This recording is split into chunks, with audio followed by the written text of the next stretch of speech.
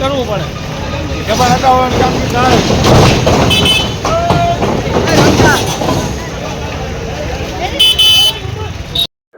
આગામી સમયમાં મહાશિવરાત્રી મેળો આવી રહ્યો છે ત્યારે માનનીય જિલ્લા કલેક્ટર સાહેબની સૂચના એવી છે કે ભવનાથ વિસ્તારમાં મોટી સંખ્યામાં યાત્રિકો આવતા હોય છે તો નડતરરૂપ જેટલા પણ દબાણો છે એ બધા દૂર થાય તો સારી રીતે મેળો કરી શકાય। માનનીય કલેક્ટર સાહેબના માર્ગદર્શન હેઠળ આજે એક ડિમોલિશન ડ્રાઈવનું આયોજન કરેલું છે।